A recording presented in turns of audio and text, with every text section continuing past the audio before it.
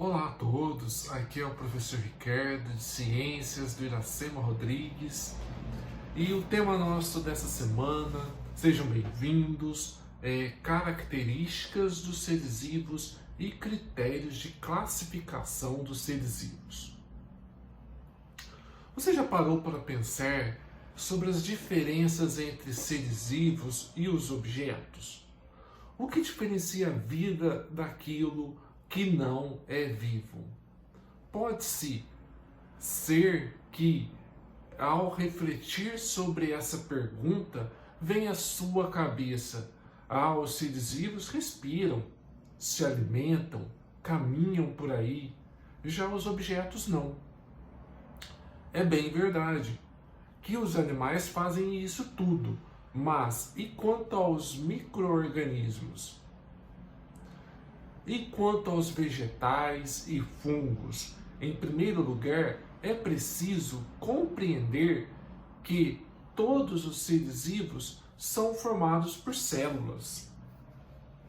Existem seres que são unicelulares, tais como bactérias, algas, fungos e protistas, formados por uma única célula, e seres que são pluricelulares, tais como os animais e os vegetais, formados por duas ou mais células. As células podem ser classificadas em dois tipos diferentes: procariótica e eucariótica.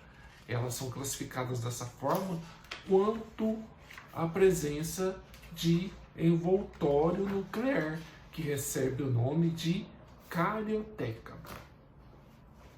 Delimitando o núcleo, nós temos a carioteca nos seres vivos que são eucarióticos.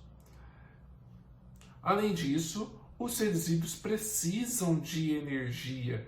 Daí entram as funções de nutrição, que pode ser autotrófica, de organismos capazes de produzir seu próprio alimento, ou heterotrófica, de organismos que são incapazes de produzir seu próprio alimento.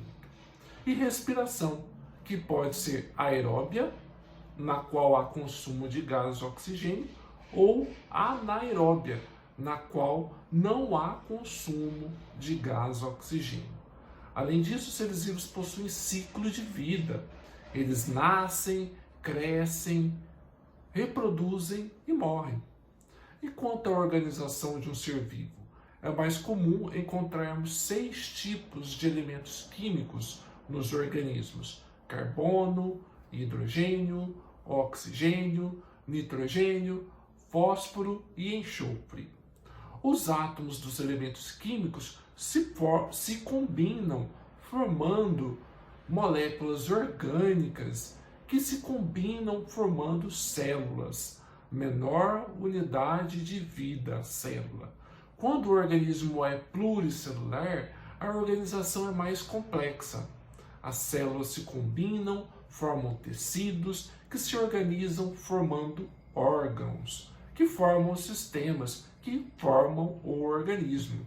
Então, resumindo, fica assim: átomos se juntam, formam moléculas, moléculas se juntam, formam células, né? Essa é a organização de um organismo unicelular. E se for um organismo pluricelular, as células se juntam, células semelhantes, formam tecidos, tecidos constituem órgãos, o conjunto de órgãos formam sistemas, e o conjunto de sistemas teremos um organismo. E esses níveis de organização não param por aí, né? Além disso, né, partindo desse ponto de vista, do ponto de vista da ecologia, ainda temos o conjunto de organismos da mesma espécie forma uma população. O conjunto de populações forma uma comunidade. A interação da comunidade com o ambiente que a cerca, incluindo fatores não vivos abióticos, forma um ecossistema. Por fim, todos os ecossistemas do planeta integram a biosfera.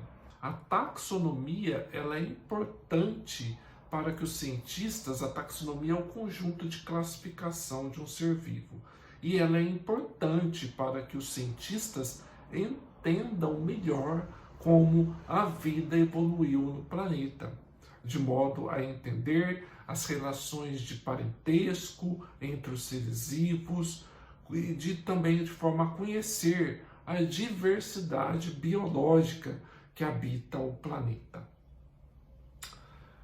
Em 1735, um botânico, o zoólogo e médico Carl Linné, ele criou um sistema de classificação para os seres vivos, com base em categorias chamadas de níveis taxonômicos, que consideravam as semelhanças anatômicas, fisiológicas e comportamentais entre os diversos seres vivos, para agrupá-los nas seguintes categorias: reino, filo, classe, ordem, família, gênero e espécie. E mais recentemente foi criada uma categoria ainda mais abrangente chamada de domínio.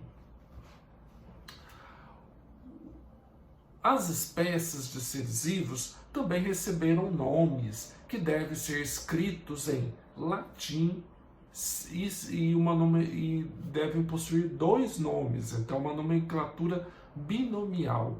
O primeiro nome deve vir com letra maiúscula e o segundo com letra minúscula. A primeira palavra indica o nome do gênero e a segunda o da espécie.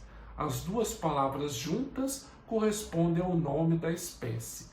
O nome de uma espécie sempre deve ser escrito em destaque no texto, ou em negrito ou em itálico. Vamos analisar um exemplo.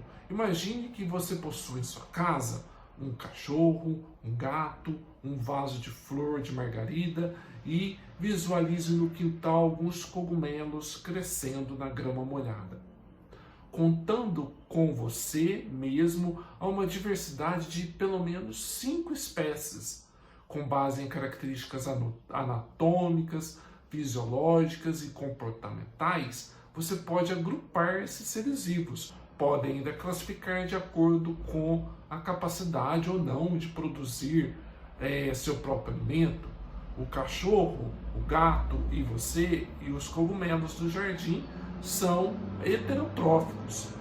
E a grama e as margaridas são plantas, portanto, autotróficas. O fato é que, com base em critérios anatômicos, fisiológicos e comportamentais, esses seres vivos citados são classificados em 3 reinos: os animais, que somos nós, no caso os seres humanos, o cachorro e o gato, e as plantas, margaridas e grama, fungos, exemplo, cogumelos. Há ainda outros reinos que não foram representados, no caso da Monera, que é o das bactérias, e o protista, que é o dos protozoários e das algas.